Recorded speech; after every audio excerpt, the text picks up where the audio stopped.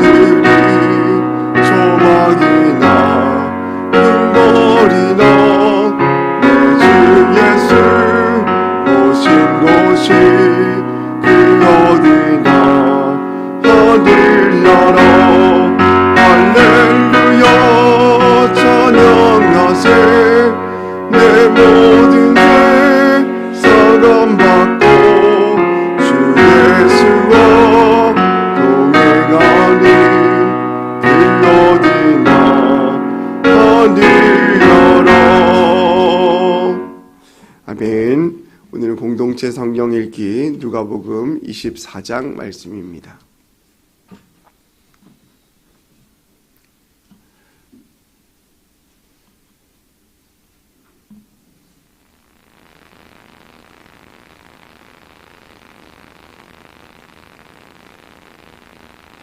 제24장. 안식 후 첫날 새벽에 이 여자들이 그 준비한 향품을 가지고 무덤에 가서 돌이 무덤에서 굴려 옮겨진 것을 보고 들어가니 주 예수의 시체가 보이지 아니하더라. 이로 인하여 근심할 때에 문득 찬란한 옷을 입은 두 사람이 곁에 섰는지라. 여자들이 두려워 얼굴을 땅에 대니 두 사람이 이르되 어찌하여 살아있는 자를 죽은 자 가운데서 찾느냐? 여기 계시지 않고 살아나셨느니라. 갈릴리에 계실 때에 너희에게 어떻게 말씀하셨는지를 기억하라. 인자가 죄인의 손에 넘겨져 십자가에 못 박히고 제3일에 다시 살아나야 하리라 하셨느니라. 한데 그들이 예수의 말씀을 기억하고 무덤에서 돌아가 이 모든 것을 11사도와 다른 모든 이에게 알리니 이 여자들은 막달라 마리아와 요한나와 야고보의 모친 마리아라. 또 그들과 함께 한 다른 여자들도 이것을 사도들에게 알리니라. 사도들은 그들의 말이 허탄한 듯이 들려 믿지 아니하나 베드로는 일어나 무덤에 달려가서 구부려 들여다보니 세마포만 보이는지라. 그 된 일을 놀랍게 여기며 집으로 돌아가니라. 그날에 그들 중 둘이 예루살렘에서 25里되는 엠마오라 하는 마을로 가면서 이 모든 된 일을 서로 이야기하더라. 그들이 서로 이야기하며 문의할 때에 예수께서 가까이 이르러 그들과 동행하시나 그들의 눈이 가리어져서 그인 줄 알아보지 못하거늘 예수께서 이르시되 너희가 길 가면서 서로 주고받고 하는 이야기가 무엇이냐? 하시니 두 사람이 슬픈 빛을 띠고 머물러 서더라. 그 한 사람인 글로바라 하는 자가 대답하여 이르되 당신이 예루살렘에 체류하면서도 요즘 거기서 된 일을 혼자만 알지 못하느냐? 무슨 일이냐? 나사렛 예수의 일이니 그는 하나님과 모든 백성 앞에서 말과 일에 능하신 선지자이거늘 우리 대제사장들과 관리들이 사형 판결에 넘겨주어 십자가에 못 박았느니라. 우리는 이 사람이 이스라엘을 속량할 자라고 바랐노라. 이뿐 아니라 이 일이 일어난 지가 사흘째요. 또한 우리 중에 어떤 여자들이 우리로 놀라게 하였으니 이는 그들이 새벽에 무덤에 갔다가 그의 시체는 보지 못하고 와서 그가 살아나셨다 하는 천사들의 나타남을 보았다 함이라. 또 우리와 함께 한 자 중에 두어 사람이 무덤에 가 과연 여자들이 말한 바와 같음을 보았으나 예수는 보지 못하였느니라. 미련하고 선지자들이 말한 모든 것을 마음에 더디 믿는 자들이여, 그리스도가 이런 고난을 받고 자기의 영광에 들어가야 할 것이 아니냐. 이에 모세와 모든 선지자의 글로 시작하여 모든 성경에 쓴 바 자기에 관한 것을 자세히 설명하시니라. 그들이 가는 마을에 가까이 가매 예수는 더 가려 하는 것 같이 하시니 그들이 강권하여 이르되 우리와 함께 유하사이다. 때가 저물어 가고 날이 이미 기울었나이다. 이에 그들과 함께 유하러 들어가시니라. 그들과 함께 음식 잡수실 때 떡을 가지사 축사하시고 떼어 그들에게 주시니 그들의 눈이 밝아져 그인 줄 알아보더니 예수는 그들에게 보이지 아니하시는지라. 그들이 서로 말하되 길에서 우리에게 말씀하시고 우리에게 성경을 풀어주실 때에 우리 속에서 마음이 뜨겁지 아니하더냐? 곧 그때로 일어나 예루살렘에 돌아가 보니 11 제자 및 그들과 함께한 자들이 모여 있어 말하기를 주께서 과연 살아나시고 시몬에게 보이셨다. 두 사람도 길에서 된 일과 예수께서 떡을 떼심으로 자기들에게 알려주신 것을 말하더라. 이 말을 할 때 예수께서 친히 그들 가운데 서서 이르시되 너희에게 평강이 있을지어다. 그들이 놀라고 무서워하여 그 보는 것을 영으로 생각하는지라. 예수께서 이르시되 어찌하여 두려워하며 어찌하여 마음에 의심이 일어나느냐. 내 손과 발을 보고 나인 줄 알라. 또 나를 만져보라. 영은 살과 뼈가 없으되 너희 보는 바와 같이 나는 있느니라. 이 말씀을 하시고 손과 발을 보이시나 그들이 너무 기쁨으로 아직도 믿지 못하고 놀랍게 여길 때에 이르시되 여기 무슨 먹을 것이 있느냐. 이에 구운 생선 한 토막을 드리니 받으사 그 앞에서 잡수시더라. 또 이르시되 내가 너희와 함께 있을 때 너희에게 말한 바 곧 모세의 율법과 선지자의 글과 시편의 나를 가리켜 기록된 모든 것이 이루어져야 하리라 한 말이 이것이라. 이에 그들의 마음을 열어 성경을 깨닫게 하시고 이같이 그리스도가 고난을 받고 제3일에 죽은 자 가운데서 살아날 것과 또 그의 이름으로 죄 사함을 받게 하는 회개가 예루살렘에서 시작하여 모든 족속에게 전파될 것이 기록되었으니 너희는 이 모든 일의 증인이라. 볼지어다 내가 내 아버지께서 약속하신 것을 너희에게 보내리니 너희는 위로부터 능력으로 입혀질 때까지 이 성에 머물라. 예수께서 그들을 데리고 베다니 앞까지 나가사 손을 들어 그들에게 축복하시더니 축복하실 때 그들을 떠나 하늘로 올려지시니 그들이 그에게 경배하고 큰 기쁨으로 예루살렘에 돌아가 늘 성전에서 하나님을 찬송하니라. 아멘. 오늘 함께 보실 본문의 말씀은 누가복음 12장 49절 말씀입니다. 신약 성경 116면에 있는 누가복음 12장 49절에서 53절까지의 말씀을 함께 보겠습니다. 함께 읽겠습니다. 내가 불을 땅에 던지러 왔노니 이미 이 붙였으면 내가 무엇을 원하리요? 나는 받을 세례가 있으니 그것이 이루어지기까지 나의 답답함이 어떠하겠느냐. 내가 세상에 화평을 두려고 온 줄로 아느냐. 내가 너희에게 이르노니 아니라 도리어 분쟁하게 하려 함이로라. 이후부터 한 집에 5사람이 있어 분쟁하되 셋이 둘과 둘이 셋과 하리니 아버지가 아들과 아들과 아버지와 어머니가 딸과 딸이 어머니와 시어머니가 며느리와 며느리가 시어머니와 분쟁하리라 하시니라. 아멘. 예물 위해서 기도하겠습니다. 양은영 원사님 감사 예물 드렸습니다. 1,000번째 예물 조근우 장로님, 김필령 원사님, 황희돈 집사님 주님 복 주심에 감사합니다. 1,000번째 예물 드렸습니다. 전일작정 감사 예물 이미경 원사님 드렸습니다. 1,000번째 예물 김준우, 김준성, 오선경, 김유신, 유예림, 김혜자, 유용선, 유준경, 장진혁, 장규식, 김정옥, 장진용, 김서율, 박연희, 김몽재 성도님 예물 드렸습니다. 기도하겠습니다. 사랑과 은혜가 풍성하신 하나님 아버지 감사합니다. 지난밤도 우리를 안전하게 지켜주시고 오늘도 우리에게 새 생명 허락하셔서 하나님 전에 나와 삶을 고백하며 예배로 하루를 시작하게 하시니 감사합니다. 우리의 삶의 모든 것이 주께로부터 와서 또 주님께로 돌아갈 것들을 믿기에 이 시간 우리의 마음에 정성을 담아 하나님 앞에 예배하며 나아가오니 주여 예배를 통하여 은혜 베풀어 주옵소서. 또한 주 앞에 나오며 예물 드리는 손길들이 있습니다. 그 기도 제목들마다 하나님 들으시고 응답하여 주시고 하늘의 복이 임하게 하여 주옵소서. 또한 주 앞에 나와 간절히 기도하는 성도님들 한 분 한 분의 삶들을 주님께서 친히 인도하시고 만져주셔서 세상의 복이 아닌 하늘의 복이 열리게 하여 주시고 하나님의 뜻으로 말미암아 축복받는 인생 되게 하여 주옵소서. 특별히 담임 목사님 지금 미국 일정 가운데 있습니다. 하나님 모든 일정 가운데 안전하게 하여 주시고 영육간의 강건함 허락하셔서 최선의 일들이 이루어질 수 있도록 주님께서 붙잡아 주시옵소서. 돌아오는 날까지 교회를 지키시고 하나님께서 함께하여 주옵소서. 오늘 예배 가운데 나아갑니다. 은혜 베풀어 주시고 인도하여 주옵소서. 감사드리며 예수님의 이름으로 기도합니다. 아멘. 할렐루야, 반갑습니다. 주님의 이름으로 축복하고 환영합니다. 오늘 우리가 함께 읽은 12장 49절의 말씀을 보면 내가 불을 땅에 던지러 왔다라고 말씀합니다.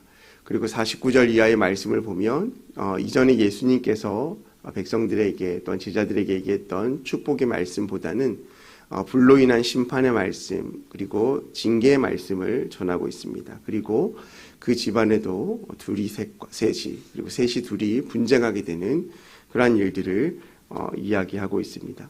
사실 성경에서 말하는 이 불은 심판의 의미가 강하죠. 우리가 잘 알고 있는 대로 구약 성경에 소돔과 고모라를 심판할 때도 이 불로 심판하셨고 또 신약에서도 좋은 열매 맺지 못하는 나무는 불에 던져지고 또한 쭉정이도 불에 던져진다라고 이야기합니다. 그래서 이 불이라는 의미는 안 좋은 것을 심판할 때, 징벌할 때 쓰이는 도구가 바로 불이었습니다.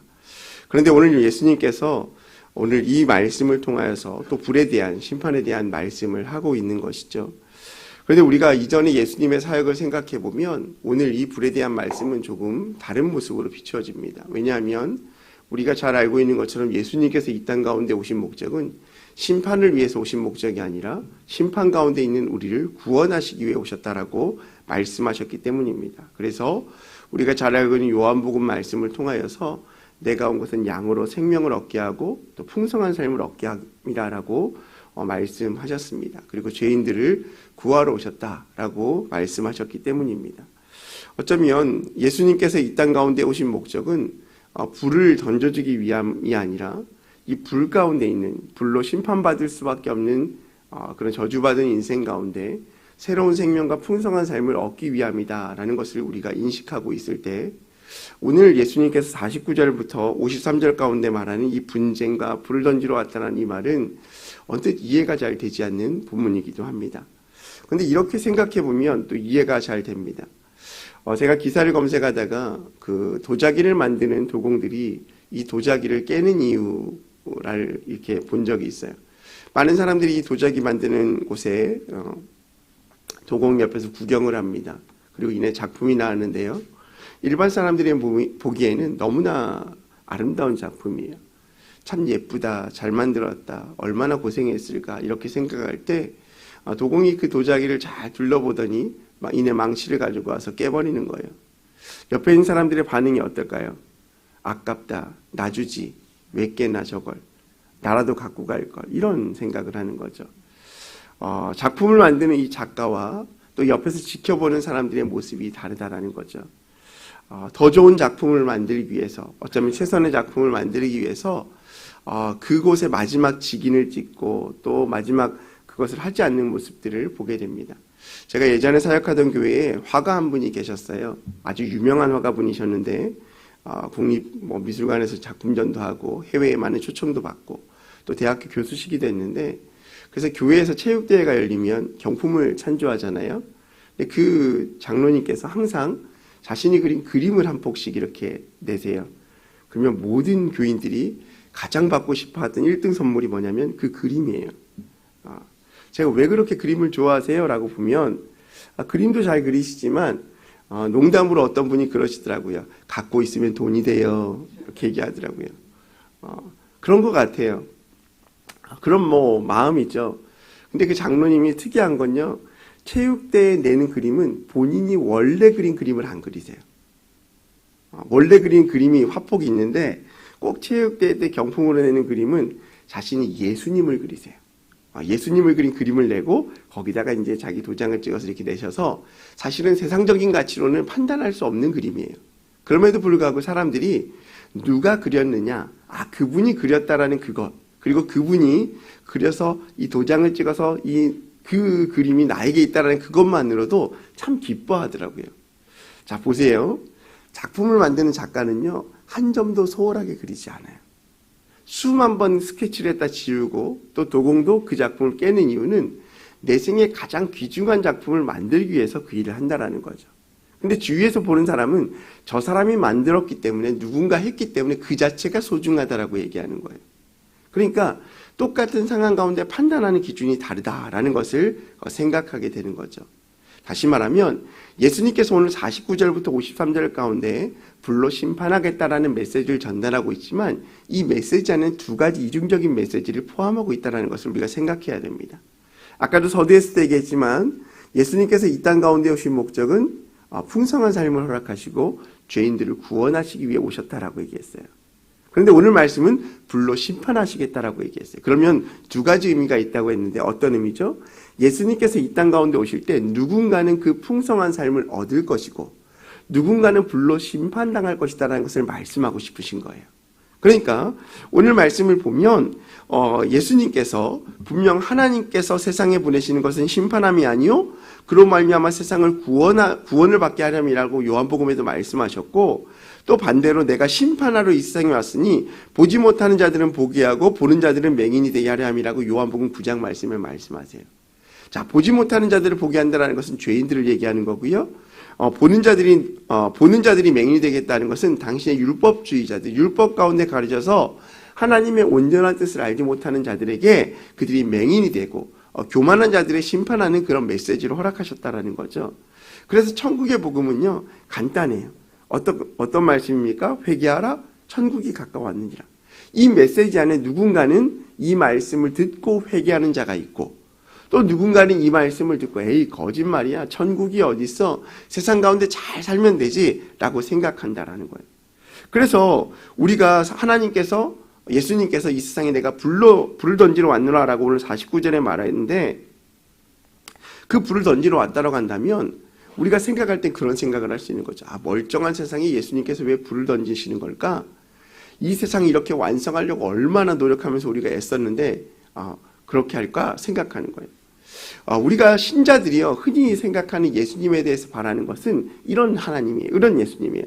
나의 지금의 삶에서 좀 더 나은 삶으로 인도하시는 예수님. 내가 지금 가지고 있는 이것에 조금 더 나은 것을 주시는 예수님을 원해요. 쉽게 말하면 지금 좋은 집에 살고 있지만 더 좋은 집으로 인도하실 예수님, 지금 자녀도 사랑스럽지만 더 잘되게 하시는 예수님, 또 우리의 건강도 지금도 충분하지만 평생 건강하게 살아가게 하실 예수님을 기대해요. 근데 예수님은 이 땅 가운데 살아가는 성도로 하여금 이 땅에서 풍성한 삶을 누리게 하는 것뿐만 아니라 진정한 목적은 이 세상의 삶이 아닌 영원한 삶에 대한, 천국에 대한 소망을 우리에게 주시기 원하신다라는 겁니다.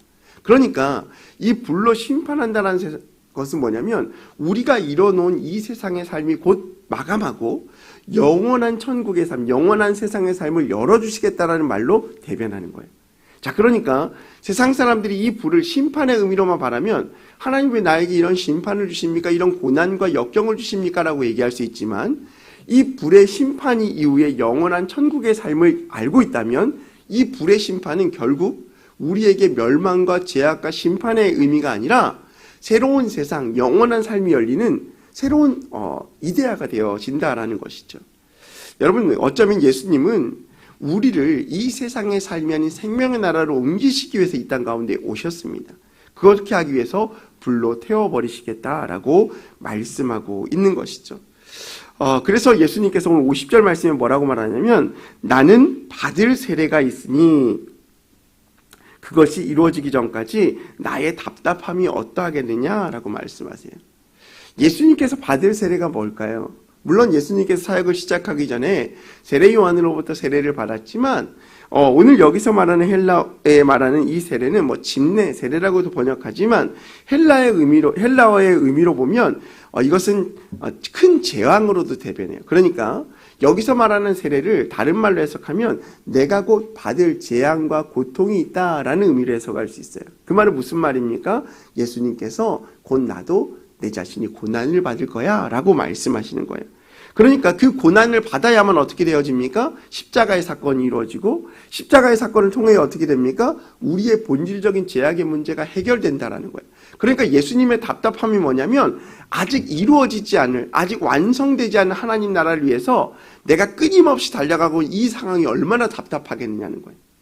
비록 그 고난, 십자가의 고난이 나에게 다가오겠지만 그 고난이 끝나야만 하나님의 뜻이 이 땅 가운데 이루어지고 온전한 사랑이 완성되어지는 것처럼 알아도 말할 수 없고 내가 알아도 알려줄 수 없는 그 마음이 얼마나 답답하겠느냐라는 거예요.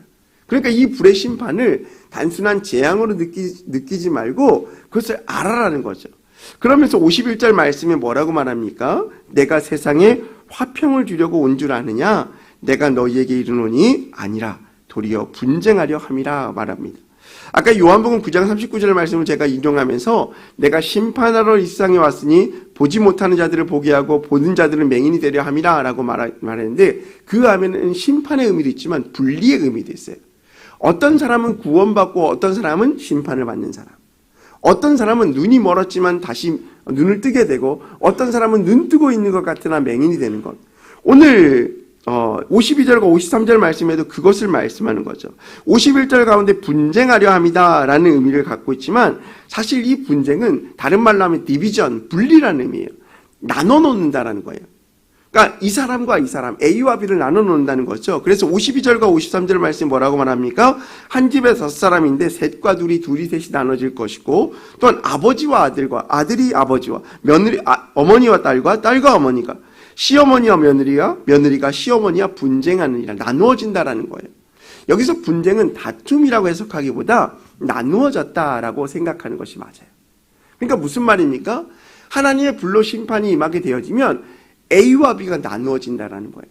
즉 구원받을 자와 구원받지 못할 자, 그리고 올바른 자와 옳은 일을 행한 자와 옳은 일을 행하지 않은 자가 나누어진다라는 것이죠.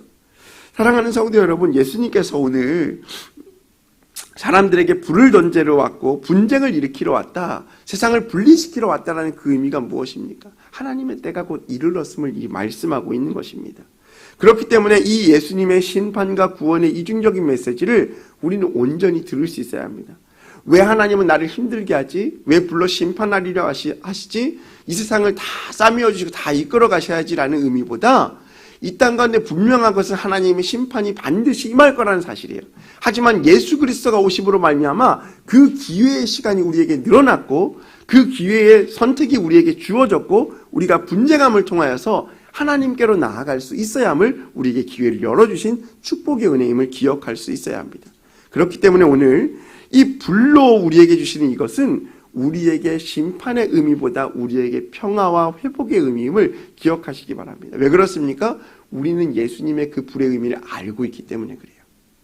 세상의 사람들은 그것을 알지 못하여 심판 가운데 갈 수밖에 없지만 우리는 그 의미를 알고 깨닫고 하나님을 믿고 있기 때문에 이것이 불의 심판의 의미가 아니라 불러 우리를 새롭게 하고 새로운 것으로 인도하시는 그 축복의 의미를 우리가 기억하시기 바랍니다. 그러면서 우리가 오늘을 적용하며 생각해 보아야 할 것은 우리의 삶 가운데 하나님의 뜻이 무엇일지를 날마다 고민해 봐야 된다는 거예요. 내가 바라고 내가 원하고 내가 기도하는 그것이 정말 하나님이 이 땅 가운데 우리를 위하여 오신 목적과 나를 위한 정말 삶의 방법의 그런 의미인지, 아니면 나의 욕심과 나의 생각과 나의 뜻이 하나님을 이용하여 나를 이끌어 가시기를 원하는 건지 우리가 고민하고 생각해 봐야 한다는 겁니다. 진정한 의미는요, 진정한 기도는 하나님의 뜻이 이루어지는 거예요. 우리가 주기도문에서 그렇게 고백하지 않습니까? 하나님의 뜻이 이루어지기를 기도해야 함에도 불구하고 우린 날마다 나의 뜻이 하나님으로 인하여 이루어지기를 원해요. 다시 말하면 하나님을 도구로 삼기 원한다라는 거죠. 힘 있는 빽이 있습니다. 힘 있는 친척이 있습니다. 그러면 그 힘을 의지해서 무언가 세상에서 무언가를 하고 싶은 모습, 연약함이 있는 것처럼 마치 하나님도 우리의 삶 가운데 그런 도구적인 삶으로 이용할 수 있다라는 거예요. 하지만 중요한 건 하나님의 뜻이 무엇인지를 우리가 분별하고 그 뜻 가운데 오늘 임하실 하나님의 불이 나의 연약함을 태워버리고 새롭게 하고 또 단련하고 또 그것을 통하여서 하나님께 가까이 가기를 원하신다라는 것을 기억하시기 바랍니다. 오늘의 분쟁과 분리는 세상으로부터 믿음의 사람의 분리를 의미하는 것이고요. 그 분리를 통하여서 하나님의 뜻을 이루어가기를 원하신다는 사실들을 기억하고 오늘 하루의 삶을 살아가시면서 하나님이 나의 삶 가운데 무엇을 원하실지, 또한 무엇을 바라실지, 또 나는 하나님을 어떻게 따라갈지를 고민하며 기도할 수 있는 저와 여러분이 되시기를 주님의 이름으로 소망합니다. 우리 함께 금주의 기도 제목 가지고 기도하겠습니다. 시간 함께 기도 제목 함께 읽겠습니다. 성숙한 그리스도인의 삶을 살게 하소서. 셀과 온 세대 통합 예배에 풍성한 은혜를 더하소서. 다음 세대가 믿음으로 더욱 세워지게 하소서. 담임 목사님 일정 가운데 은혜를 더하소서. 환우들에게 치유를 더하소서. 오늘 말씀을 기억하시면서 또한 우리의 삶을 회복시키시고 새롭게 하실 하나님의 은혜를 기대하시면서 또한 담임 목사님과 교회를 위해서 오늘의 기도 제목 가지고 우리 함께 주여 삼창하시고 함께 기도하며 나아가겠습니다. 주여, 주여, 주여. 할렐루야. 사랑과 은혜가 풍성하신 하나님 아버지 감사합니다. 하나님께서 우리의 삶을 지키시고 인도하여 주시며 믿음의 길, 승리의 길로 이끌어 주심에 감사합니다. 하나님, 예수님께서 이 땅 가운데 불로 심판하고 또한 분쟁하려 위하여 오셨다는 그 말씀을 통하여서 우리의 삶을 돌아보며 기억하며 나아갈 수 있도록 인도하여 주시옵소서. 우리 연약함이 사라지게 하여 주시고 우리 연약함의 부족함들이 불살라지게 할 수 있도록 도와주시옵소서. 오직 하나님께서 우리 가운데 오신 목적과 이유를 깨달으며 우리의 세상적인 것들을 불사르며 오직 하나님 따라갈 수 있도록 주님 은혜를 베풀어 주시옵소서. 우리의 삶 가운데 나의 삶이 원하는 것들을 바라며 나아가는 것이 아니라 하나님이 원하시는 뜻이 무엇인지 믿음으로 고백하며 하나님 닮아갈 수 있는 성숙한 그리스도인 될 수 있도록 인도하여 주시옵소서. 우리의 삶에 정말 온전한 그리스도의 삶이 무엇인지 믿음으로